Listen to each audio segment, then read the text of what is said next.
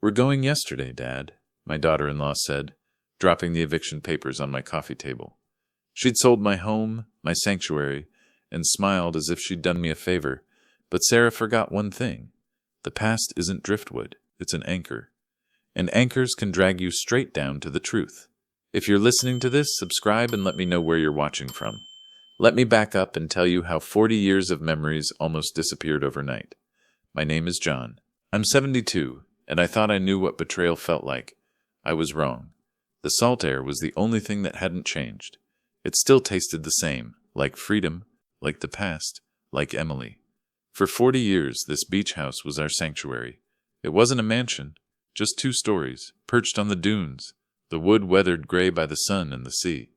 Emily used to say the ocean was the soundtrack to our lives. Now the soundtrack was mostly silence. Emily had been gone 18 months. The grief was a heavy coat I couldn't take off.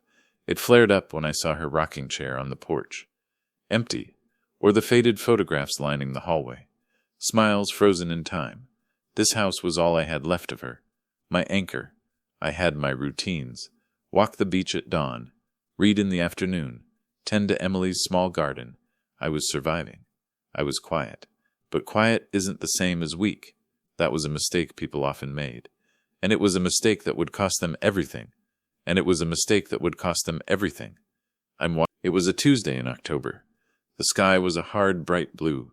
Then the black SUV pulled in. Expensive. Too shiny for this road. It crunched loudly on the oyster shells in the driveway. My son Mike and his wife Sarah. My stomach tightened. Visits lately always came with an agenda. And the agenda was always Sarah's. This time, the air felt different. Heavier. Darker. Mike got out first. He looked tired, strained. He used to be an easygoing kid, quick to laugh. Now he wore suits that felt too tight, and a frown that looked permanent. He rubbed the back of his neck. He always did that when he was nervous, or when he was lying. Then Sarah emerged, polished, perfect, sharp as broken glass. She wore white linen pants, even in the cool autumn air. Sunglasses hid her eyes. She hated the beach house. She called it the relic. She hated the sand. She hated anything that wasn't new and expensive. "John," she called out, walking up the steps. She never called me Dad. It was always John, a way to keep the distance, a way to remind me I wasn't really family. Not her family, anyway. "That railing is still loose, I see," she said, flicking a piece of peeling paint with a manicured fingernail. "It's on the list, Sarah," I replied mildly. I wiped the dirt from my hands onto my jeans. She wrinkled her nose. "The whole place is falling apart." I didn't reply. I just watched her eyes scan the property, not looking at the view, looking at the value, the dollar signs. Mike hugged me, a quick, distracted embrace. His heart wasn't in it. "Hey, Dad, how are you holding up?" "I'm fine, Mike. You look worn out." "Work's been brutal," he muttered. He looked towards the ocean, but he didn't really see it. He was looking past it, looking for an escape route. I just didn't know what he was running from. We went inside. I'd made fresh lemonade, the way Emily used to. Sarah looked at her glass, swirled the ice, then set it down on a coaster without drinking. She paced the living room. The floorboards creaked under her expensive heels. "We need to talk, John," she started, "about your future." I knew this tone. It was the tone she used when she was about to deliver a blow disguised as a gift. "My future is right here," I said, keeping my voice steady. I rubbed my wedding ring, a habit I'd developed since Emily passed. Sarah stopped pacing. She turned to face me. She finally took off her sunglasses. Her eyes were cold, hard, like sea glass worn smooth by the waves, but still sharp enough to cut. "John, be realistic," she said. "You're rattling around in this big old place all alone. It's isolated. What if something happened to you? I have neighbors. I'm fine." But she wasn't worried about me. She was worried about the money, and she was tired of waiting for it. Mike finally spoke up. He stared at the floor. He couldn't look at me. "Dad, Sarah is right. We worry." He paused. The next words felt rehearsed, forced. "And frankly, this property is worth a fortune now. Beachfront is gold. The money is just sitting here, doing nothing." The words hit me harder than I expected. "Nothing? I'm doing something," I said, my voice rising slightly. "I'm living in it. This is my home. My son wouldn't meet my eyes. That's when I knew the betrayal ran deeper than I thought. It's selfish, John, Sarah snapped. Her patience was thin, like ice in spring. Mike is struggling. His business needs capital. This house could save us. Save them. Mike's business was supposedly thriving. They had the city apartment, the expensive cars. Save you from what, Sarah? I pushed back, the anger starting to burn. Another failed investment? Another extravagant vacation disguised as a business trip. Sarah's eyes flashed. Pure venom. How dare you? We are trying to build a future. A real future. She took a step closer. Her perfume was overpowering, expensive and suffocating. Not cling to the past like a drowning man clinging to driftwood. Driftwood. That's what my life with Emily was to her. Just debris to be cleared away. The insult landed like a slap. The tension in the room was thick, heavy as a coming storm. I looked at Mike. He was still staring at the floor, torn, guilty, weak. He was a good kid, but Sarah was a force of nature, and he was letting her wash me away. I will not sell this house, I said, my voice low and firm. Emily loved this place. My answer is final. I thought that was the end of it. I thought I still had control. I was wrong. Sarah stared at me for a long moment, calculating. Then she smiled. It was a cruel, victorious smile that didn't reach her eyes. It chilled me to the bone. It was the smile of someone who had already won. She walked over to her expensive handbag. The leather was soft, imported. She pulled out a thick envelope. We thought you might say that, John, she said, her voice dripping with false sweetness. She dropped the envelope onto the coffee table. It landed with a heavy thud, the sound of a coffin closing. We're going yesterday, Dad, she said. The strange phrase hung in the air, urgent, final, as if the decision had already been made in the past and I was just catching up, as if time itself was bending to her will. I've sold your beach house. The world stopped. The sound of the waves vanished. All I could hear was the blood rushing in my ears. A high-pitched whine. You what? My voice was a whisper, a strangled breath. Sold it, Sarah repeated, louder this time, savoring the words. A cash buyer, a developer, very eager. She leaned closer, as if sharing a wonderful secret. The deal closed this morning. You have 14 days to vacate. 14 days to erase 40 years, to say goodbye to Emily all over again. I stared at the envelope. My hands trembled as I reached for it. You can't do that, I said, my voice shaking. I didn't sign anything. I own this house. This is impossible. Sarah laughed, a sharp, ugly sound, like shattering glass. Oh, but you did sign something, John, she said. She paused for dramatic effect. She loved the power. A year ago. Remember when you had that nasty bout of pneumonia? The memory was foggy, clouded by fever. Fear. The sterile smell of the hospital. The incessant beeping of the machines. I was weak, vulnerable. You were hospitalized, she continued, her voice softening into a parody of concern. You were confused, weak. We were worried sick. She placed a hand on Mike's arm. He flinched. So we had you sign some papers to ensure your affairs were in order, just in case. The memory came back, sharp, clear. A cold, sterile hospital room. Mike had come to my bedside, his eyes red from worry. Or maybe just from crying. He had a stack of papers. The heart monitor beeped rhythmically.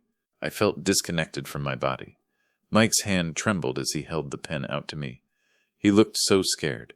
Just formalities, Dad, he had said, his voice shaking. In case something happens, it gives me the ability to handle your bills. Talk to the doctors. He looked away. Power of attorney. I trusted my son. I was so tired. I wasn't thinking clearly. I signed it.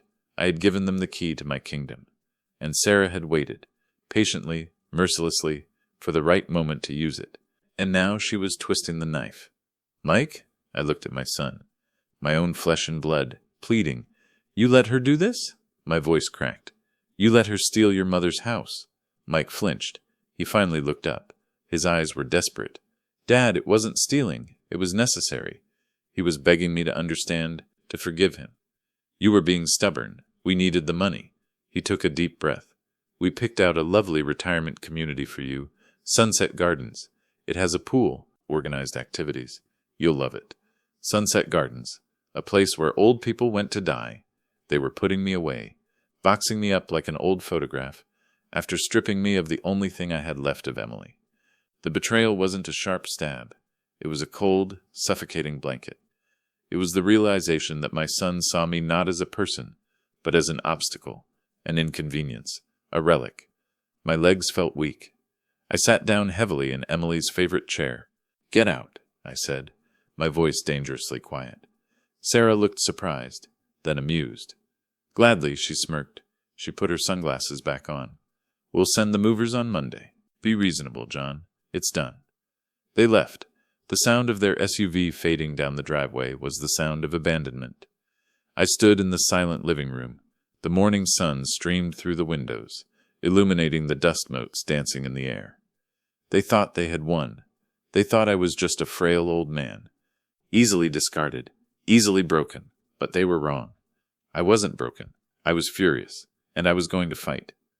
The next morning, the fog hung heavy over the ocean, thick and gray, mirroring the fog in my mind. I needed help. I needed a shark of my own. I called David Anderson, my lawyer, my best friend since we were kids. We grew up together on this beach. He'd handled Emily's will, all our affairs. If anyone could fight this, it was him. I met him at his small, cluttered office in town. Stacks of papers everywhere, the smell of old coffee and leather. David looked older, his hair completely white now, but his eyes were still sharp.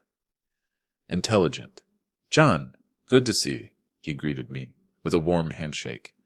His grip was firm, reassuring. "Though judging by your voice on the phone, this isn't a social call." "No, David, it's not." I sat down. I told him everything: the power of attorney, the hospital, the sale, Sunset Gardens. I laid it all out, the ugly truth, the betrayal. David listened quietly, his face growing stormy. He steepled his fingers. He always did that when he was thinking, when he was angry. When I finished, he leaned back in his chair. The leather groaned. "They said the sale closed yesterday? Cash offer?" he asked. "That's what Sarah said." She seemed very proud of herself. "Too proud," David frowned. "The power of attorney is a problem, John. It's a big problem." He sighed. A heavy sound. "If it's comprehensive and signed while you were hospitalized, it gives them the legal authority to sell the property. We could try to prove you were incapacitated, but that's difficult. Expensive." He looked at me, his expression grim. "And the doctor's notes from that time might actually work against us. They might say you were lucid enough. So there's nothing we can do?" I asked. The despair was a cold wave crashing over me, washing away the anger, leaving only the cold, hard reality. "I didn't say that," David said. His eyes narrowed. "We need to look at the sale itself. Who bought it? How much did they pay? Sometimes these quick cash deals are shady. They cut corners. And we need to look at the motive," he continued. "Power of attorney is supposed to be used in the principal's best interest. Your best interest, John, not theirs. If we can prove they sold it for their own gain, at your expense, that's abuse of power. That's fraud. They admitted they needed the money for Mike's business," I said. "Good, we'll use that. For now, stay put. Don't leave the house. Possession is 9/10 of the law. I'll start digging into the buyer." I left David's office with a flicker of hope. Small, fragile, but it was something to hold on to in the darkness. I drove back to the beach house. The familiar turns, the smell of the salt marsh. It felt like I was saying goodbye. The anxiety was still gnawing at me, a rat in the walls. As I pulled into the driveway, I saw my neighbor Bob standing by the fence. Bob was a retired accountant. Cheerful, nosy. He knew everything that happened on the beach. He was the local gossip network. "Hey, John," Bob waved. His expression was concerned. Too concerned for a casual greeting. He was watering his hydrangeas. "Heard some rumors flying around town," Bob said, walking closer. I tensed. "What rumors, Bob?" "Some folks saying you sold the place. Moving to Florida." I gripped the steering wheel. My knuckles white. "I didn't, Bob. Sarah and Mike did. They're trying to force me out." Bob's face darkened. "That's low, real low." After everything you and Emily did for that boy, he paused, leaned closer over the fence, lowered his voice. You know, it's funny. What's funny, Bob? Sarah. She's been down here a lot the last few months. When you weren't here, when you were visiting your sister, showing the house. I froze. She what? Yeah, realtors, developers, suit types, poking around the property. He wasn't just telling me about the visits. He was telling me this was planned, premeditated. But that wasn't the worst part. What did she tell them? I asked, dreading the answer. Bob looked uncomfortable, said you were thinking of moving into a nursing home, said your health was failing. He paused, said your memory was going. John, that you were getting confused. The humiliation burned, hot and acidic. Not only had she stolen my house, she had painted me as a helpless invalid, a senile old man to the entire community, my friends, my neighbors. She was eroding the foundations of my life, preparing for the demolition. It wasn't just the betrayal, it was the public dismissal, the erasure of my dignity. My health is fine, Bob, I said, my voice cold, hard, and my memory is crystal clear. I walked into the house. The silence felt different now. It felt accusatory. I had to confront Mike. I needed to understand how he could let her do this, how he could participate in the lie. I called him. My hand shook as I dialed the number. Mike, we need to talk. Come to the beach house. Alone, he hesitated. Dad, Sarah won't like that. I don't care what Sarah likes. Come, now. I hung up. My hands were shaking again. Not from fear, from rage. He arrived 2 hours later. He pulled up in his own car this time. Not the shiny black SUV. He parked on the street, not in the driveway, as if he didn't belong here anymore. He looked nervous, shifting his weight from foot to foot on the porch. He couldn't meet my eyes. Dad, Sarah is furious. You're being difficult, he started, his voice defensive, weak. I don't care about Sarah, I interrupted, my voice cold. I want to talk to you, my son. I stepped aside and let him in. He walked into the living room. He looked around, as if he was a stranger in his childhood home. How could you sell your mother's home? I asked. How could you lie about my health? Tell the neighbors I was losing my mind. Mike looked down, shame etched on his face, deep lines around his mouth. He looked older than his years. Dad, it's complicated. It seems pretty simple to me, Mike. You betrayed me. You betrayed your mother's memory. We needed the money. Badly, he insisted. He started pacing, just like Sarah. For what, Mike? Tell me the truth. I stepped into his path, forcing him to stop, forcing him to look at me. Is the business really failing? Because I don't believe it. He hesitated. His eyes darted around the room, looking for an escape. There was none. Then the words came pouring out, a torrent of shame and fear. A dam breaking. The business is fine, Dad. His voice cracked. It's Sarah. What about Sarah? I pressed. She has debts. A lot of them. He swallowed hard. The cars, the apartment in the city, the vacations, the designer clothes, the jewelry. He ran a hand through his hair. She spends money faster than I can make it, Dad. It's a black hole. It never ends. She maxed out the credit cards, took out loans. I stared at him, stunned. It wasn't about the future. It wasn't about survival. It was about funding an extravagant lifestyle they couldn't afford, a life built on lies and debt. It was about greed. Pure, ugly greed. But the real betrayal was still waiting in the shadows. And that's not all, he whispered, his voice breaking. He looked terrified. She borrowed money from a private lender. A private lender. I knew what that meant. A loan shark? I whispered. He nodded. Tears welled up in his eyes. They were threatening her, Dad. They gave us a deadline. If we didn't pay them back, they were going to... He trailed off, unable to say the words, but I saw it in his eyes. The fear, the raw terror. He wasn't just weak. He was trapped, manipulated, terrified. He believed he was protecting his wife by sacrificing me. I felt a surge of pity for him, followed by a wave of anger at Sarah, at him, at myself, for not seeing it sooner. Mike, you need to stand up to her, I said, my voice softening slightly. You can't let her destroy everything. You can't let her destroy you. It's too late, Dad, he whispered, tears streaming down his face. He looked broken, utterly defeated. It's done, he said. Then he told me something that shattered the last shred of hope I had. The money from the sale, he paused, took a shuddering breath. It's already gone. My heart stopped. Gone? What do you mean, gone? She paid off the loan shark yesterday. The entire amount. It's gone, Dad. The realization hit me. The money was gone. Even if David could reverse the sale, they couldn't pay the buyer back. They were facing financial ruin and potentially criminal charges for fraud. Mike could go to jail. I let him go. I couldn't look at him anymore. Watching him drive away, I felt a profound sense of loss. I had lost not just my house, but my son. He was drowning, and I didn't know how to save him. I went back inside. The walls felt like they were closing in on me. The situation was hopeless. The POA was valid. The sale was closed.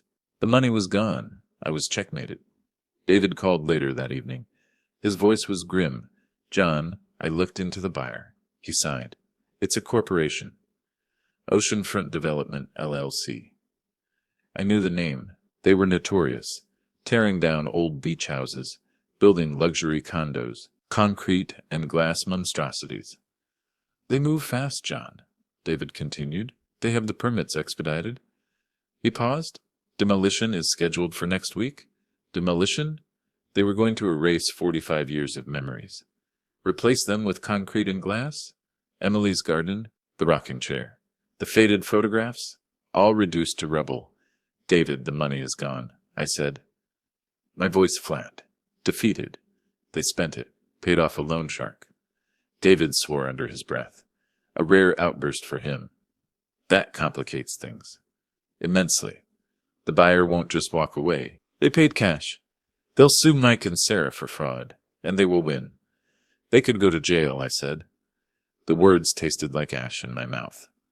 The thought of my son in jail twisted my stomach into knots. Despite the betrayal, despite the anger, he was still my son. I couldn't let that happen. I was furious at Mike. Yet the instinct to protect him was overwhelming. I had to find a way to save the house, and save him from the consequences of his own weakness. The dilemma was agonizing, paralyzing. We need a miracle, David, I whispered. I know, John. I'm working on it. I'm looking at the old property records. The surveys, the deeds, anything that might help us. A zoning restriction, an easement, anything. But we both knew it was a long shot. I hung up the phone. I walked around the house, touching the walls, the furniture, the ghosts. I felt Emily's presence strongly, a warm glow in my chest, a whisper in the silence. What would you do, Em? I whispered. How would you fight this? I went into the study. Emily had always handled the finances. She was organized, meticulous. I was the dreamer. She was the anchor. I pulled out the old filing cabinet. The metal drawer screeched in protest. I started looking through the files. Mortgages, insurance policies, tax returns, looking for anything I might have missed, anything that could save us. But there was nothing, just the remnants of a life well lived, a life that was about to be erased. I reached the bottom drawer. It was stuck. I tugged harder. It finally opened. Inside were old photographs, letters, and a large manila envelope. It was sealed, addressed to me in Emily's elegant handwriting. To John, in case of emergency. My hands trembled as I opened it. When did she write this? How did she know? Inside was a letter. I sat down at the desk, my heart pounding in my chest. My dearest John, if you are reading this, it means something has gone terribly wrong. I know how much you love this house. It is our sanctuary. But I also know that life is unpredictable. I paused, tears blurring my vision. She always knew. She always saw the future more clearly than I did. And I worry about Mike. He is a good boy, but he is easily influenced. I saw the ambition in Sarah, even when they first met. I worried about his gentle heart. I worried about her greed. She saw it. Even then, the storm brewing on the horizon. I have taken precautions to protect our home, to protect you. There is something about the property you might not know. It concerns the ownership itself. The ownership, my heart started pounding. I hope you never need it, but if you do, talk to David. He knows everything. I love you always, Emily. She had protected me, even from beyond the grave. My clever, wonderful Emily. A surge of gratitude, hope, and a cold, hard resolve. If this story is keeping you hooked, drop a like. It was that letter that changed everything. That brought the past roaring back into the present. I immediately called David. My hands were steady now. David, I found a letter from Emily. My voice was strong, clear. She mentioned something about the ownership of the house. Something I didn't know. She said you knew everything. There was a pause on the other end of the line. A sharp intake of breath. The ownership, David said softly. His voice was different now. Alert, focused. I was wondering if you remembered, John. Remembered what? Can it help us? It might, John. It might save everything. His voice was cautious, but I could hear the undercurrent of excitement. It's complicated. It's an old legal maneuver. Something we discussed years ago when you were doing your estate planning. We need to discuss it in person. I'll be right there. No, I'll come to you. I need to see the documents again. To be sure, he hung up. I sat in the study, waiting, the letter from Emily clutched in my hand. The anchor was holding fast. David arrived an hour later. He looked energized, hopeful. We sat in the study. The letter from Emily on the desk between us. A shield. A sword. John, David began. He picked up the letter, read it carefully. Emily was a remarkable woman, always thinking ahead. He looked at me, small smile playing on his lips. You and Emily built this house. You lived here for 40 years, but you don't own it. I stared at him, confused. What? Of course we do. My name is on the deed. Your name was on the deed, David corrected. He smiled faintly. 20 years ago, he continued, you and Emily transferred the ownership of the house to an irrevocable trust. The Emily Trust. A trust, I had completely forgotten about it. We had signed so many papers back then, planning for the future, protecting our assets from taxes, from creditors, from greedy daughters-in-law. So, what does that mean? I asked, my heart pounding. It means the beach house is not one of your personal assets, David explained. It belongs to the trust. You are the beneficiary. You have the right to live in the house for the rest of your life. But you are not the owner, he leaned forward. I am the trustee, John. I own the house. My heart leaped.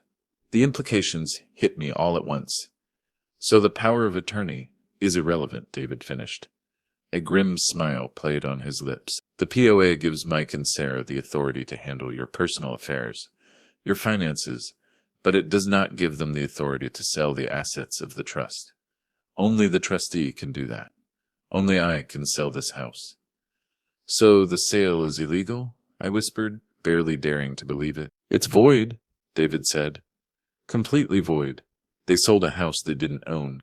They committed fraud against the buyer. I felt a wave of relief crash over me. Powerful, dizzying. I laughed out loud. A genuine, relieved laugh. The house was safe. Emily had saved it. The audacity of Sarah, the sheer greed, the stupidity. But the relief was short-lived. The reality of the situation crashed down on me. David, this is great news. But what about the buyer? Oceanfront Development. They won't just give up. They paid cash. And the money is gone. They will have to sue Mike and Sarah to get it back, David said firmly. The title is not clear. They can't take possession of the property. They can't demolish it. The house is safe. And what about Mike? I asked. The fear returning. He could still go to jail for fraud. I can't let that happen. David looked at me. His expression somber. We need to handle this carefully, John. We need to neutralize Sarah. and protect Mike. We need to confront them in the presence of the buyer. He stood up. Monday. When the movers arrive, we'll be ready. The plan was set. The battle lines were drawn. I wasn't just fighting for the house anymore. I was fighting for my son. I was fighting for Emily's legacy, and I was going to win. Monday arrived, the day of the eviction, the day of reckoning. I woke up early. The sky was clear, the ocean calm, a beautiful day for a war. I made coffee, strong, black. I sat on the porch watching the sunrise, waiting at 9 a.m. sharp, the sound of cars pulling into the driveway, the crunch of oyster shells, a convoy. I looked out the window. A large moving truck was parked on the street. The logo on the side read Smooth Transitions. Ironic. Sarah and Mike were standing in the driveway, accompanied by two men in expensive suits. The buyers, the developers from Oceanfront Development LLC.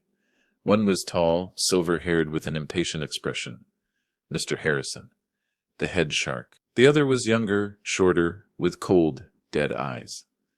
His associate, Mr. Chen. Sarah was pointing at the house, smiling brightly, triumphant. She looked like a queen surveying her kingdom, seeing the developers, knowing they planned to erase not just my home, but the entire legacy of Emily. It made the fight personal. I watched as they walked towards the house, Sarah leading the way, a firing squad. She tried the door. It was locked. I had changed the locks over the weekend. She knocked imperiously, a sharp rap of knuckles on wood.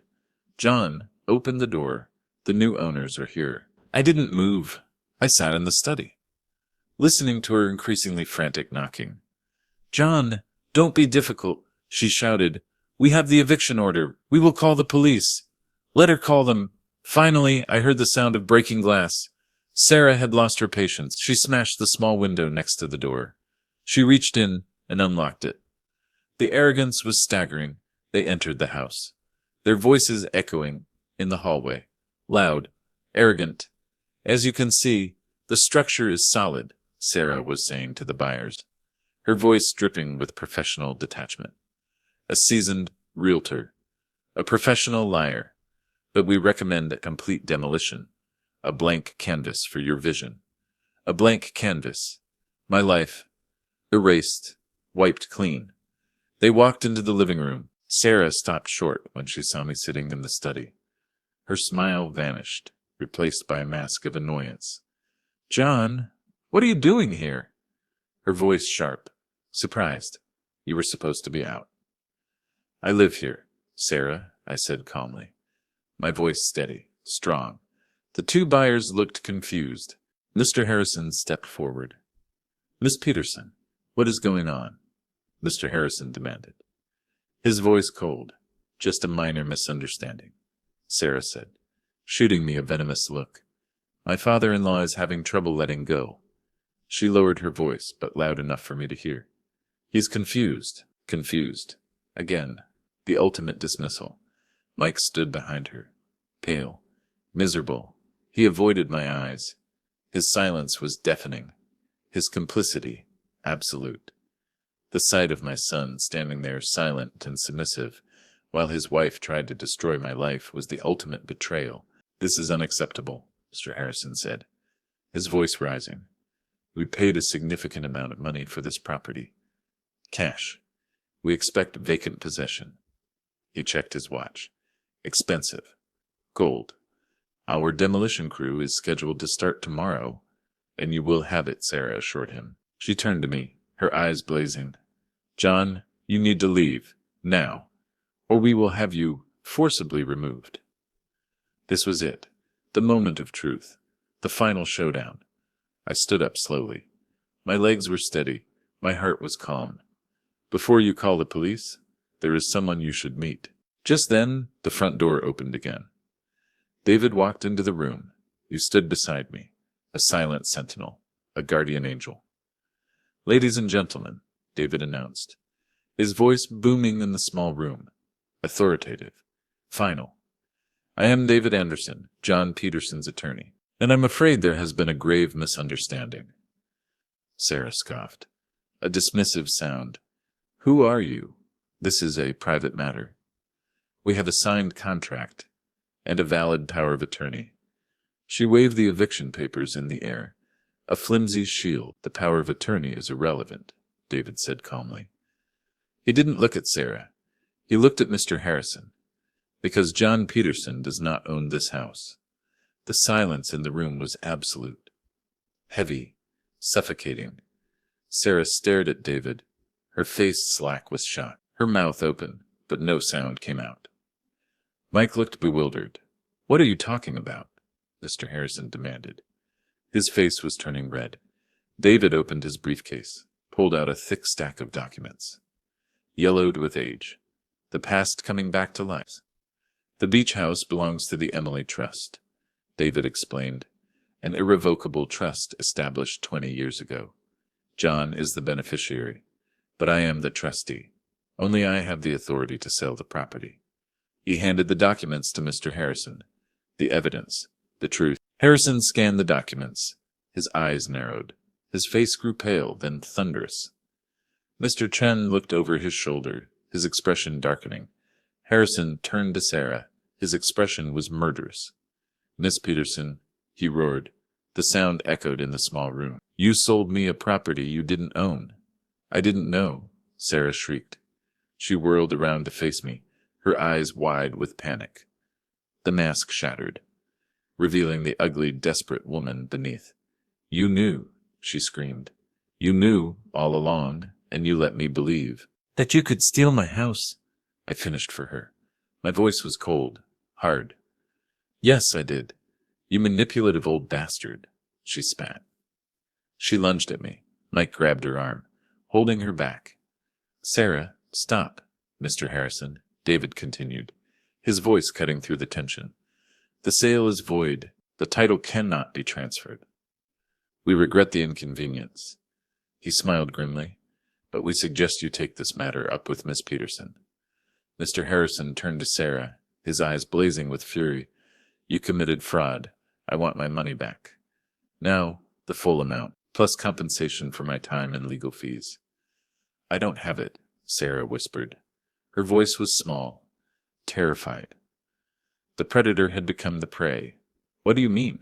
You don't have it, Mr. Harrison demanded. The money? It's gone, Mike said, finally finding his voice. He stepped forward. Out of the shadows. She used it to pay off her debts. The loan shark. The realization hit Mr. Harrison. He had been swindled by an amateur. I will sue you for every penny, he said, his voice shaking with rage. And I will make sure you are prosecuted for fraud. You will go to jail, both of you. The threat hung in the air, heavy, suffocating. Mike looked terrified. He was facing jail time, his future destroyed. Wait, I said. Everyone turned to look at me. Mr. Harrison, I understand your anger. You have been wronged, but suing them will accomplish nothing. They have nothing left. I looked at my son, his face pale, his eyes pleading, and I will not let my son go to jail. Dad, you don't have to do that, Mike protested, shocked.